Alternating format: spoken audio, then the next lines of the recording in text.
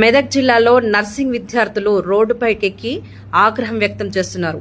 120 మంది విద్యార్థులకి ఒకే టాయిలెట్ అంట అండి, ఒకే టాయిలెట్ అయినా 120 మంది విద్యార్థులు ఒకే టాయిలెట్ని ఎలా యూజ్ చేస్తారు? పోనీ యూజ్ చేస్తున్నారు, మరి డైలీ క్లీనింగ్ చేస్తున్నారా అంటే డైలీ క్లీనింగ్ లేదంట, అసలు ఇంతవరకు క్లీనింగే లేదంట. దానికి 20,000 రూపాయల అడ్మిషన్ ఫీజు తీసుకున్నారంట. 6,000 రూపాయలు ప్రతి నెలకు మెస్ ఛార్జెస్ తీసుకుంటున్నారంట. కనీసం ఫుడ్ అయినా బాగా పెడుతున్నారా అంటే అస్సలు ఫుడ్ సరిగ్గా పెట్టడం లేదంట, పస్తులు ఉంటున్నారంట. మాకు ఫుడ్ సరిగ్గా పెట్టడం లేదంటే అంటే ఉంటే ఉండండి పోతే పోండి అని అంటున్నారంట. అండ్ నైట్ పూట వాళ్ళకి పాములు కనిపిస్తున్నాయంట. పాములు కనిపిస్తున్నాయి అని చెప్పినా కూడా వాళ్ళు పట్టించుకోవడం లేదంట. ఇవన్నీ వాళ్ళకి చూసి చూసి విసుగొచ్చి ఎవరైనా వస్తారా చెప్పుకుందామా అని చూస్తున్నా కూడా ఎవరు రావట్లేదని చెప్పేసి వాళ్ళు రోడ్డుపైకి ఎక్కి 3 కిలోమీటర్లు నడిచి కలెక్టర్ ఆఫీస్కి వెళ్ళి వాళ్ళ బాధని వెళ్ళకక్కున్నారంట. కలెక్టర్ గారు వాళ్ళందరి మాటలు విన్నారంట.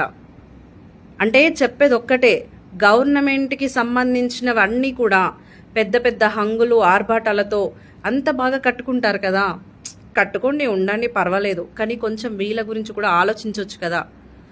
మరి ఏంటండి 120 మందికి ఒకే టాయిలెట్ ఎలా యూజ్ చేస్తారు? Without cleaning. వాళ్ళకి కంపు కొడుతుందని మొత్తుకుంటున్నారు పిల్లలు. కొంచెం పట్టించుకోండి గవర్నమెంట్. ఈ విషయాన్ని కలెక్టర్ గారికి చెప్పారు. మనం కూడా మనకి తోచినంత ఈ విషయాన్ని గవర్నమెంట్ దృష్టికి చేరవేసేలా చూద్దాం.